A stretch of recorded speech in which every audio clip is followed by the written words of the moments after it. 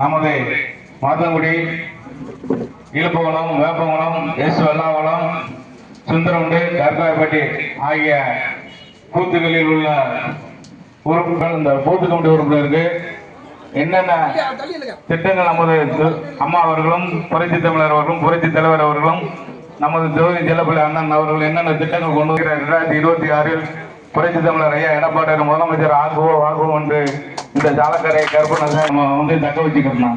நம்ம தக்க வைக்கணும் என்ன செய்யணும், அவர் செய்த சாதனைகளை நம்ம சொல்லணும். நம்ம ஊர்களுக்கு, நம்ம கிராமங்களுக்கு என்னென்ன திட்டங்கள் கொண்டு வந்தார், சாக்கடை வசதி, புலா வசதி, கட்டட வசதி, நாடமட வசதி, ஆஸ்பத்திரி வசதி, பள்ளிக்கூட காம்பவுண்ட் ஜோர் வசதி, புதிய பள்ளி கட்டடம் மற்றும் ஓஎப்பிகள் மற்றும் அவர் சொந்த செலவுல கொரோனா காலங்களில் நம்ம தலையாட்ட மாட்டாம, வெளியிலேயே வரமாட்டாம, வீட்டுக்குள்ளே முனைக்கின்றார். அப்போ அவர் உயிரை பணைய வைத்து ஊரா கொரோனா காலத்துல மக்களை காப்பாற்றுறதுக்கு மருந்து தெளித்து மற்றும் கபசர குடிநீர் உங்களுக்கு கொடுத்து மற்றும் அரிசி தொகுப்பு, காய்கறி தொகுப்பு மற்றும் மாவு தொகுப்பு மற்றும் காட்ராக்ஸு சட்டி, சில்வர் சட்டி, அதுபோல் தட்டு, அவர் மகள் திருமணத்திற்கு தட்டு தாமலை வைத்து சேலை கொடுத்து அனைவரையும் வரவேற்று மற்றும் பல எண்ணற்ற திட்டங்களை கொண்டு வந்து நமது தொகுதிக்கு செஞ்சிருக்காரு.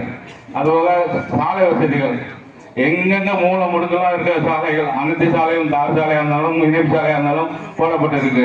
இப்போ திமுக ஆட்சி என்னென்ன திட்டங்கள் அம்மா கொண்டு வந்த திட்டங்கள்லாம் தாளிக்கிட்டாங்க. மகப்பேருக்கு 18,000 கொடுத்தது, ஆடு மாடு பசுமை விடுத்துட்டா எல்லா திட்டத்தையும் நிப்பாட்டிட்டாங்க.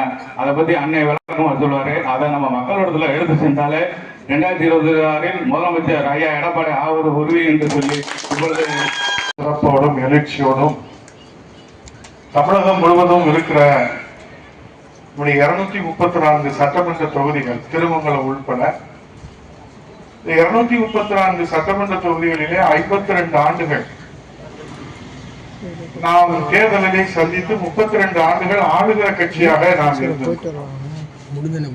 மக்கள் நமக்கான வாய்ப்பை கொடுத்திருக்கிறார்.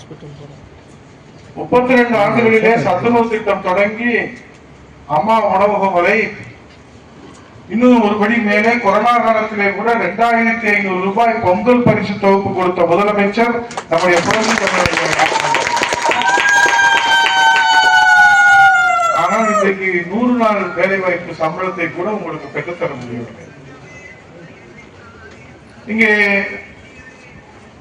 புரட்சி தமிழர் எடப்பாடி அவர்கள் மாண்புமிகு உள்துறை அமைச்சர் அமித்ஷா அவர்களிடத்தில் கோரிக்கை வைத்துத்தான் இப்போது 2,999 கோடி ரூபாய் தமிழ்நாட்டுக்கு 100 நாள் வேலை வாய்ப்புகளை சம்பளம் கொடுப்பதற்காக ஆட்சி அதிகாரம் கையிலே இல்லை என்றாலும் அதை சாதித்து காட்டிய தலைவர் நம்முடைய புரட்சி தமிழர் எடப்பாடி. மக்கள் நெஞ்சில் வாழும் முதல்வரே எடப்பாடி, யாரே எடப்பாடி.